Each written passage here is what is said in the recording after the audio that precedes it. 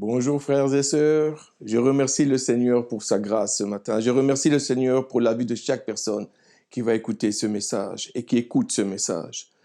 Peu importe vos circonstances actuelles, le Seigneur n'a pas dit son dernier mot. Frères et sœurs, je vous encourage à persévérer dans la foi, à persévérer avec le Seigneur Jésus-Christ, car il est l'alpha et l'oméga. Il est le même hier, aujourd'hui et pour l'éternité. Amen. Avant de commencer, j'aimerais qu'on puisse prier, chercher la présence de l'Éternel Dieu des armées. Alléluia, Éternel Dieu Tout-Puissant, Seigneur, je viens devant ton trône de grâce, Éternel Dieu Tout-Puissant, venir et te donner, Seigneur, la direction de ce service maintenant dans le nom de Jésus-Christ. Papa, je prie que tu puisses préparer le cœur de toute personne qui va entendre ce message, Éternel des armées. Je prie que tu puisses oindre ma bouche afin que tout ce qui va être dit vienne de toi et non pas de mon intelligence, non pas de mon opinion, mais que toute chose soit dirigée par ton Saint-Esprit. Saint-Esprit, viens et prends la place dans le nom puissant de Jésus. Amen. Amen. Nous poursuivons aujourd'hui le message commencé la semaine dernière sur la richesse selon Dieu. Le dimanche dernier, le Saint-Esprit nous a donné de revisiter l'histoire du jeune homme riche que nous avons vu dans Marc au chapitre 10 du verset 17 au verset 27. Pour en fait découvrir les vérités du Seigneur selon la richesse. Qu'est-ce que le Seigneur pense de la richesse? Qu'est-ce que le Seigneur nous parle de la vraie richesse? C'est quoi la vraie richesse selon le Seigneur? Nous avons dit que bien que le passage regroupe de plusieurs enseignements, nous allons en retirer 3 vérités pour nous ce matin. Et la semaine dernière, nous avons commencé avec la première vérité. Je vous avais parlé de la première leçon qui était que les richesses matérielles ne font pas de nous la proba que Dieu nous approuve, ne fait pas de nous que nous avons la bénédiction de Dieu. Ce n'est pas un signe uniquement que Dieu m'a béni. Amen. Amen. Mais si je n'ai pas les richesses, si je suis dans la pauvreté, cela ne veut pas dire non plus que Dieu m'a maudit, que je ne marche pas ou que Dieu ne m'a pas approuvé. Ce n'est pas ce que la parole de Dieu nous dit, frères et sœurs.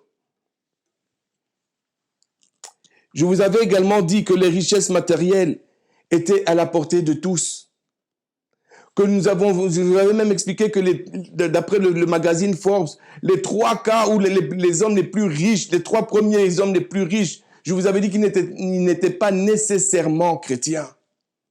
Et que même les 20 familles qui suivaient, qui ne faisaient pas partie du magazine de la liste Forbes, est-ce qu'elles sont toutes chrétiennes? Les richesses sont à la portée de tous. Mais nous devons appliquer la parole de Dieu. C'est ce que la parole nous demande. Appliquons d'abord la parole de Dieu. Et si nous appliquons la parole de Dieu en ce qui a trait aux richesses, nous allons manquer de rien. Parce que Dieu nous dit comme ça, je sais ce dont tu as besoin. Il va toujours nous donner ce dont on a besoin. Mais on avait fait la différence entre nos besoins et nos convoitises.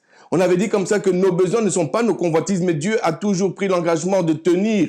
Et il va tenir sa promesse en nous disant, je vais prendre soin de toi. Amen. Amen. Je veux te donner ce dont tu as besoin. Et si vous avez manqué la première partie de l'enseignement, frères et sœurs, je vous invite à l'écouter. Aujourd'hui, j'aimerais poursuivre avec les 2 autres vérités que nous enseigne l'histoire du jeune homme riche. Mais avant, relisons notre texte. Alors, on va aller dans Marc chapitre 10 du verset 17 au verset 27.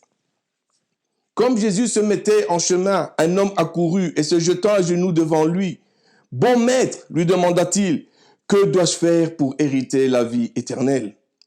Jésus lui dit, « Pourquoi m'appelles-tu bon? Il n'y a de bon que Dieu seul.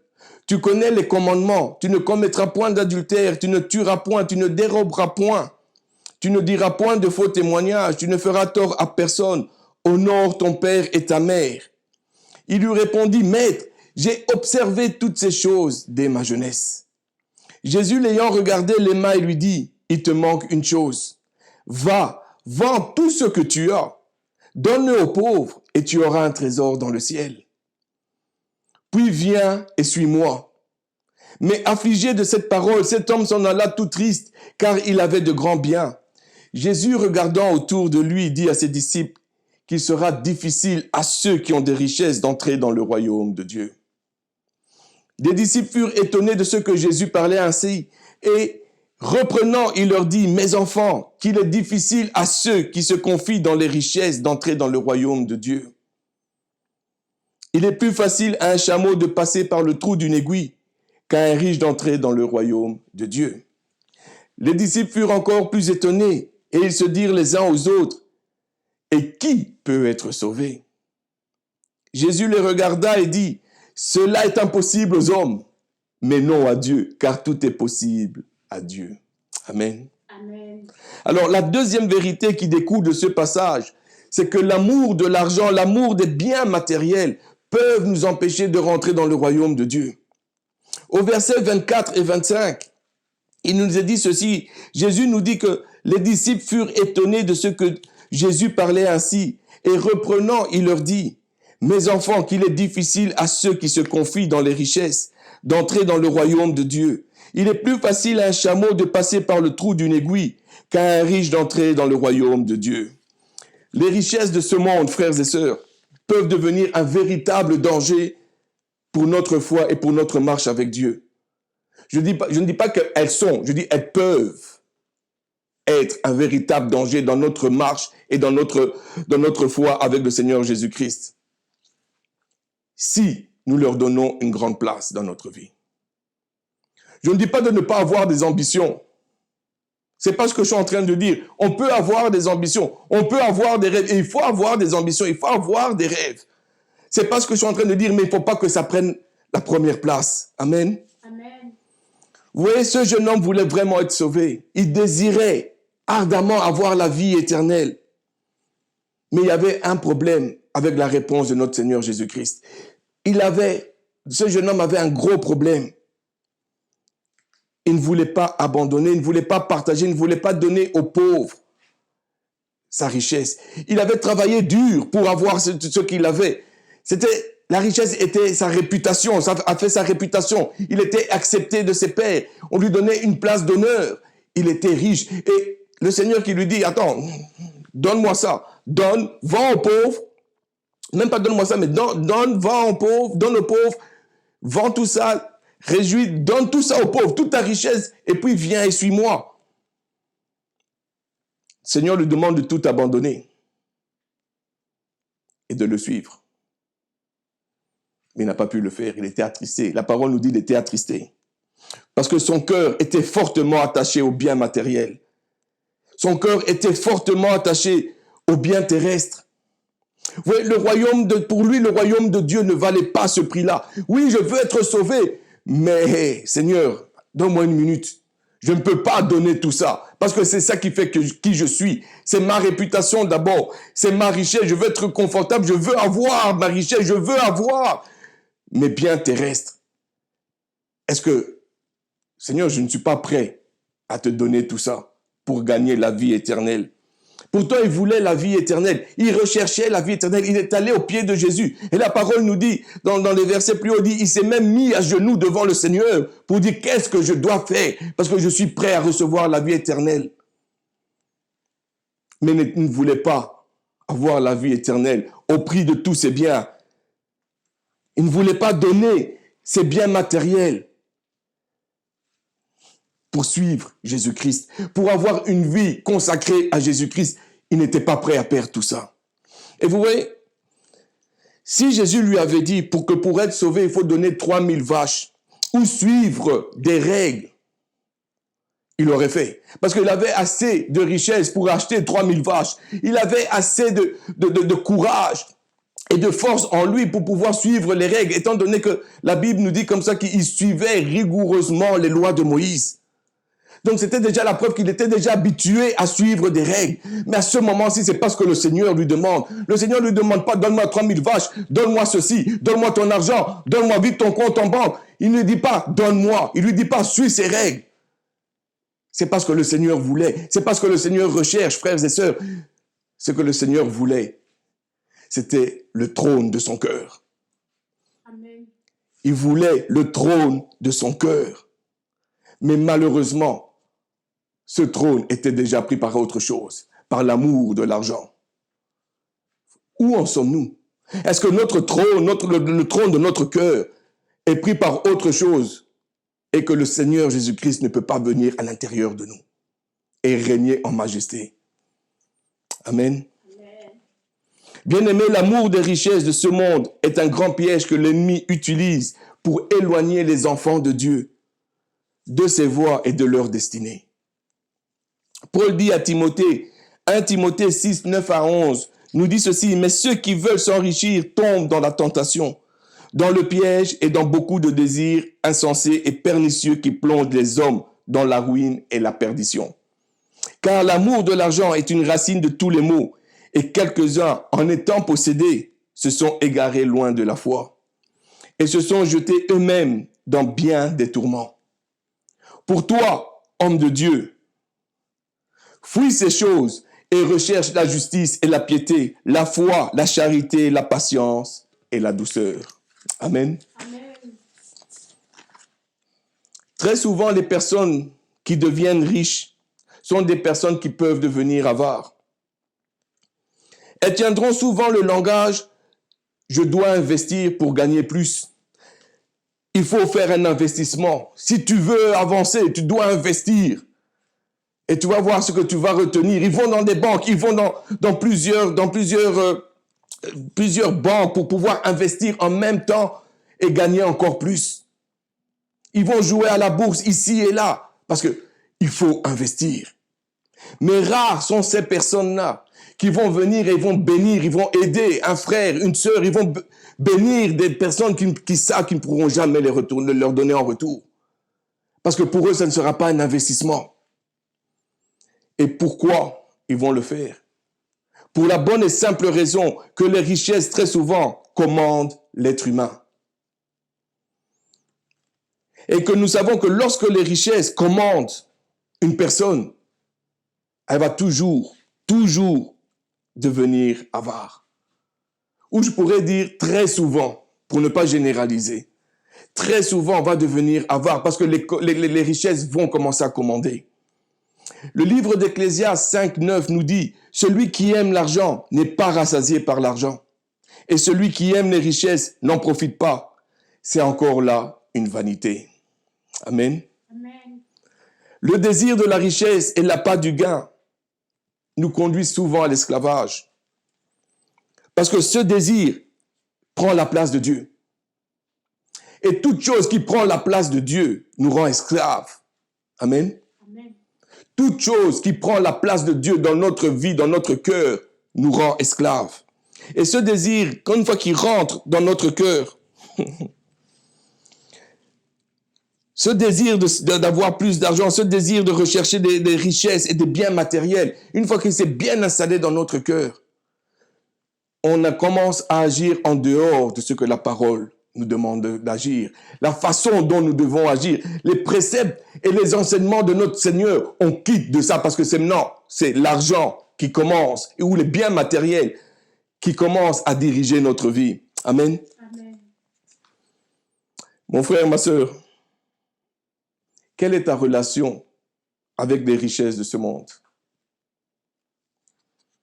Est-ce qu'elle gouverne ta vie? Dirige-t-elle tous les désirs qu'il y a dans ton cœur? Vous voyez, le désir incontrôlé de la richesse et l'appât du gain est associé dans la parole par une puissance démoniaque. Vous allez me dire, hey, pasteur, tu exagères. Ok, allons dans Matthieu 6, 24. Il est dit, nul ne peut servir deux maîtres, car ou il haïra l'un et aimera l'autre, ou il s'attachera à l'un et méprisera l'autre. Vous ne pouvez pas servir Dieu et Mammon. Je ne dis pas que Dieu ne veut pas qu'on soit riche. C'est pas ce que je suis en train de dire. Ce que je suis en train de faire comprendre ici, le message que je veux faire passer, c'est que Dieu veut bénir l'œuvre de nos mains, parce qu'il a déclaré, Dieu veut qu'on soit dans la prospérité, mais tant et aussi longtemps que lui reste à la première place. Tant et aussi longtemps que les richesses et que les désirs matériels ne puissent pas prendre la place, le trône dans notre cœur, parce que Dieu mérite la première place. Amen. Amen. Les richesses de ce monde procurent un faux sentiment de sécurité et de bien-être. Et même si l'adage nous dit que l'argent ne fait pas le bonheur, on sait tous que nous vivons dans un monde où l'argent et les biens matériels sont en contrôle. On sait bien et on voit bien que l'argent et les biens matériels, les biens matériels, je voulais dire, excusez-moi, sont mis au rang de Dieu. C'est là où Tout le monde aspire. Rares sont les personnes qui vont aspirer encore de nos jours à aller plus loin dans leur relation avec le Seigneur, à grandir avec le Seigneur. Seigneur, je veux grandir avec toi si et seulement si tu bénis, si et seulement si j'avance.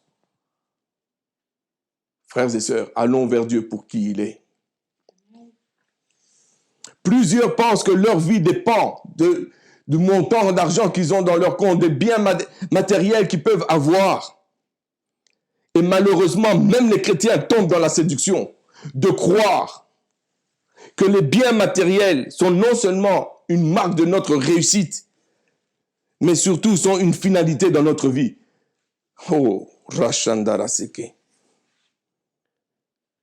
Notre marque de réussite pour nous, les enfants du Seigneur, c'est notre relation avec notre Seigneur Jésus-Christ. Notre vraie richesse devrait être notre obéissance et notre relation avec le Seigneur Jésus-Christ. Écoutez bien ce que Luc 12, 15 nous dit. Puis il leur dit, gardez-vous avec soin de toute avarice, car la vie d'un homme ne dépend pas de ses biens, fut-il dans l'abondance. Laissez-moi répéter. Luc 12, 15 nous dit, puis il leur dit, gardez-vous avec soin de toute avarice, car la vie d'un homme ne dépend pas de ses biens, fut-il dans l'abondance. Le Seigneur n'est pas impressionné parce que tu as des milliards, parce que tu es archi-milliardaire, parce que tu as des centaines de milliards, parce que tu as 1000 milliards. Il n'est pas impressionné par ça. Frères, sœurs, ce que le Seigneur recherche, c'est notre cœur. Notre cœur avant toute chose. La vie d'un homme ne dépend pas des richesses de ce monde. À vouloir à tout prix, à n'importe quel prix posséder ces richesses, les idolâtrer peut rendre la parole de Dieu infructueuse en nous. Jésus nous enseigne l'attitude des cœurs face à la richesse. Comment est-ce que je peux dire ça? Jésus nous enseigne l'attitude des cœurs face à la parole de Dieu et il nous dit dans Matthieu 13, 22, pas à la richesse mais à la parole de Dieu. Dans Matthieu 13, 22, il nous dit ceci, « Celui qui a reçu la semence parmi les épines, c'est celui qui entend la parole, mais en qui les soucis du siècle et la séduction des richesses étouffent cette parole et la rendent infructueuse. » Combien de personnes ont reçu la parole de Dieu? Et pendant qu'ils sont dans l'assemblée, ils sont « Amen! Preach it! Vas-y, prêche, pasteur, c'est bon! Ouh, ça me parle! » Mais une fois à l'extérieur, les épines arrivent dans leur vie. Et ça rend la parole infructueuse. Parce que la séduction des richesses, des biens matériels, vient et étouffe la parole de Dieu. Et n'arrive plus à marcher selon la parole de Dieu. Amen. Amen. Les richesses mondaines exigent une loyauté absolue du cœur envers elles.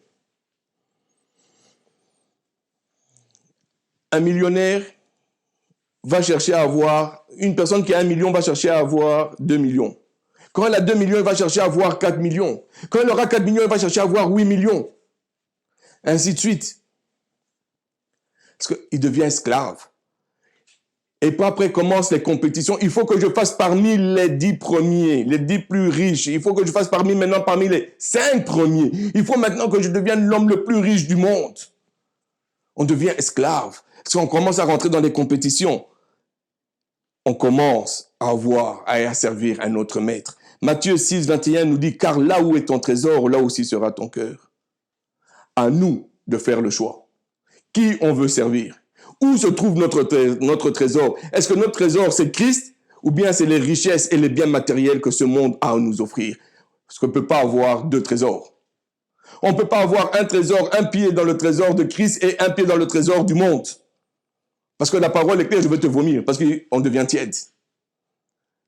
Mais on a un choix à faire, frères et sœurs. On a un choix à faire, frères et sœurs. À garder notre trésor qui est Christ et Christ seul. Amen. Amen. La troisième et dernière vérité que nous enseigne l'histoire du jeune homme riche, c'est la prospérité selon Dieu qui est différente de la prospérité selon le monde. Dans le passage que nous avons lu, Jésus dit au verset 21, « Il te manque une chose. Va, vends tout ce que tu as, donne-le aux pauvres et tu auras un trésor dans le ciel. Puis viens et suis-moi. » Le Seigneur Jésus est en train de dire au jeune homme, « Riche, tu auras un trésor dans le ciel. » Il lui garantit, il lui promet qu'on a un trésor dans le ciel. On voit, frères et sœurs, que Dieu a une conception différente de la richesse. Selon Dieu, la vraie richesse ne réside pas dans les possessions matérielles, mais plutôt dans le trésor dans le ciel. Apocalypse 3, 17 et 18 nous dit ceci. « Parce que tu dis, je suis riche, je me suis enrichi et je n'ai besoin de rien. Et parce que tu ne sais pas que tu es malheureux, misérable, pauvre, aveugle et nu. Je te conseille d'acheter de moi de l'or éprouvé par le feu, la vraie richesse, afin que tu deviennes riche, et des vêtements blancs, afin que tu sois vêtu, et que la honte de ta nudité ne paraisse pas. Et un collier pour oindre tes yeux, afin que tu vois. » Matthieu 6, 19 à 21 nous dit, « Ne vous amassez pas des trésors sur la terre, où la teigne et la rouille détruisent, et où les voleurs percent et dérobent. Mais amassez-vous des trésors dans le ciel, où la teigne et la rouille ne détruisent point, et où les voleurs ne percent ni ne dérobent. Car là où est ton trésor, là aussi sera ton cœur. » Frères et sœurs, on a un choix à faire. Est-ce qu'on veut le trésor du ciel, ou on veut les richesses et les biens matériels de ce monde? Quelle est notre priorité? Où se trouve notre trésor? Est-ce qu'on veut des richesses qui sont juste temporaires sur la terre, ou on recherche des trésors et on veut le trésor éternel que le Seigneur a pour nous? Le Seigneur désire que ses enfants, ses serviteurs soient prospères matériellement. C'est ça son but, c'est ce qu'il veut. C'est ce qu'il veut pour nous. Il a dit comme ça, tu ne seras pas la queue, mais tu seras la tête. Tu ne seras pas le dernier, mais tu seras le premier. Le Seigneur ne désire pas nous voir pauvres. C'est pas dans son plan, c'est pas dans ce qu'il avait préparé pour nous. Il veut pas que ses enfants soient pauvres. Et la preuve, il dit dans Deutéronome 2,7, « Car l'Éternel, ton Dieu, t'a béni dans toute l'œuvre de tes mains. Il a connu ta marche dans ce grand désert. Voilà 40 années que l'Éternel, ton Dieu, est avec toi. » Mais il dit aussi, « Tu n'as manqué de rien. » Parce que le Seigneur donne ce dont nous avons besoin. Il n'a pas dit qu'il va donner ce dont nous voulons, ce que nous désirons. Il dit ce dont nous avons besoin. Amen. Amen. Toutefois, la vraie richesse qu'il désire pour nous, ce n'est sans doute pas les biens matériels. Parce que les véritables richesses qu'il a en réserve pour ses saints sont essentiellement spirituelles. Par l'œuvre de notre Seigneur Jésus-Christ, par la régénération du Saint-Esprit en nous, chaque enfant de Dieu a hérité d'immenses richesses spirituelles. Frères et sœurs, j'aimerais aujourd'hui que vous puissiez ouvrir vos esprits, ouvrir vos yeux spirituels pour voir et réaliser les richesses que le Seigneur nous a données. Par Christ, nous avons le salut. Nous sommes co-héritiers du trône de la grâce. Nous sommes assis dans les lieux célestes en ce moment-ci. Nous sommes de la race royale parce que notre Père est roi. Nous avons tout pleinement en Christ et par lui, nous avons la richesse de sa bonté, de sa patience et de sa longanimité. Comme nous dit Romains 2,4, nous recevons par le sacrifice de Jésus-Christ le pardon de nos péchés, la sagesse de Dieu, la paix de Dieu qui surpasse toute pensée, le contentement et le bonheur. Frères et sœurs, les gens peuvent être riches, mais ne sont pas heureux. Ils ne connaissent pas le bonheur parce qu'ils sont toujours à la recherche d'avoir plus. Mais avec le peu que j'ai, ma richesse est Christ et en Christ et le bonheur, je peux le vivre. En Christ, nous avons accès à toutes sortes de bénédictions dans les lieux célestes. Nous sommes sanctifiés, nous avons l'amour de Dieu qui est répandu dans nos cœurs, nous possédons toute la gloire du Père. Nous sommes sacrificateurs de Dieu vivant. Et nous sommes sacrificateurs de Dieu en tout temps. Nous avons la justice de Dieu, nous sommes appelés à régner avec notre Seigneur. Nous possédons le fruit de l'Esprit, nous avons la protection de Dieu. Et nous avons par-dessus tout la vie éternelle, que plusieurs riches n'ont pas. Que plusieurs personnes qui possèdent des biens et des biens matériels et des richesses ne possèdent pas. Nous avons la vie éternelle. Amen. Amen. Dieu est le créateur de toutes choses. L'or et l'argent lui appartiennent.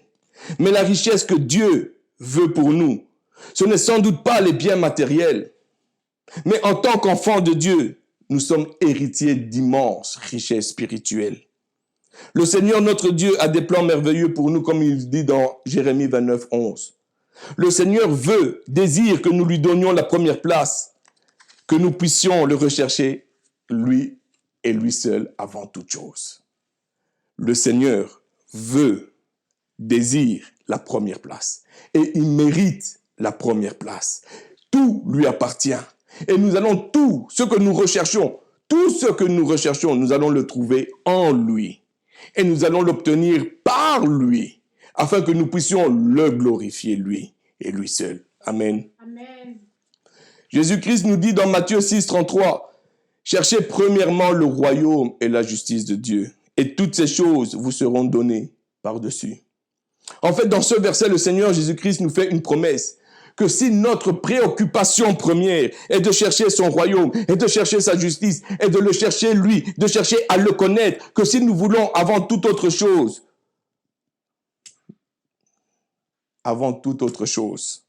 de lui, faire de lui notre richesse.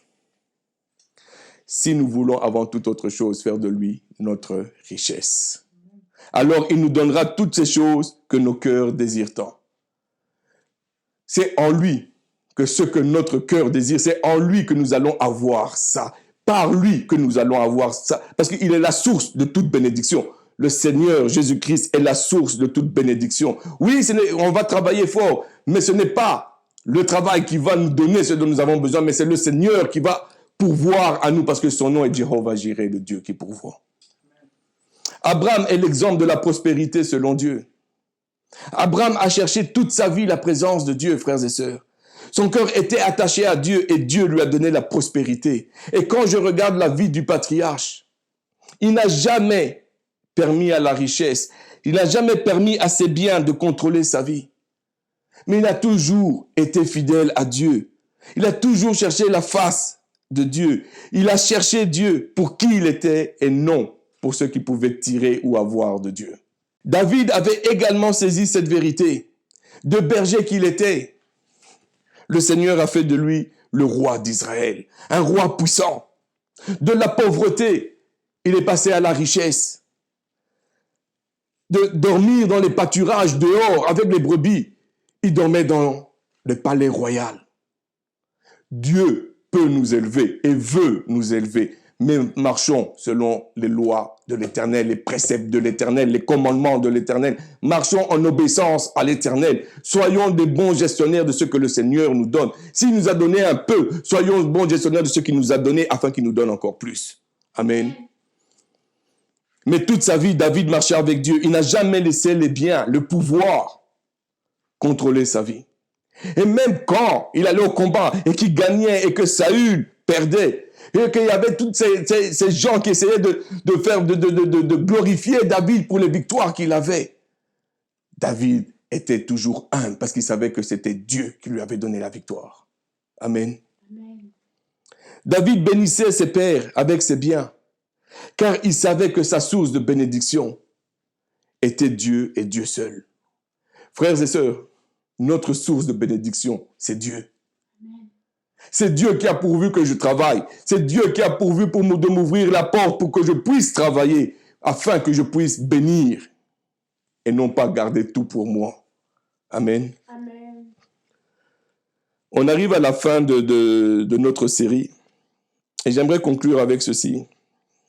Bien-aimé, la parole nous donne plusieurs exemples que nous pouvons étudier pour comprendre que le Seigneur désire voir ses enfants progresser, premièrement spirituellement et également dans la vie de tous les jours.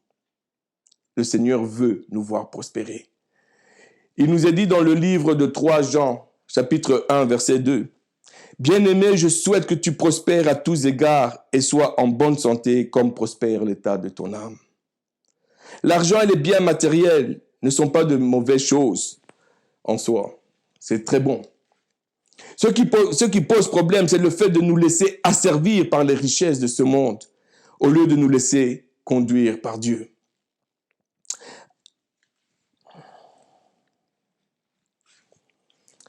On doit chercher que Dieu nous conduise à la fois la façon dont nous allons l'obtenir, et à la fois la façon dont nous allons donner à nos frères et sœurs. Parce que tout se fait dans l'obéissance, à partir du début jusqu'à la fin. Ça ne sert à rien de venir, oui, d'une façon illégale, j'ai obtenu, Dieu m'a fait faveur. Non, tu es sorti des lois de l'Éternel des armées. Amen. Amen. L'or et l'argent appartiennent à Dieu, que nous dit la Bible. Tout ce que nous possédons et tout ce que nous pouvons posséder viennent de lui et de Christ seul.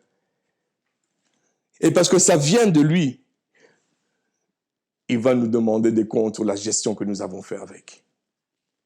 Il dit, je t'avais donné une graine. Qu'est-ce que tu en as fait?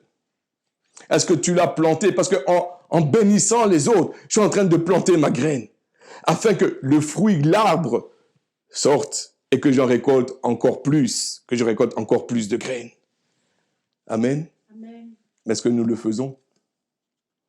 Les enfants du Seigneur devraient aspirer dans leur relation avec le Seigneur Jésus-Christ avant toute autre chose, parce que c'est lui notre richesse. Nous devons aspirer à suivre, à connaître, à rechercher le Seigneur Jésus-Christ avant même les choses terrestres, avant les biens matériels, avant les richesses de ce monde. Parce que notre richesse se trouve en Christ et Christ seul.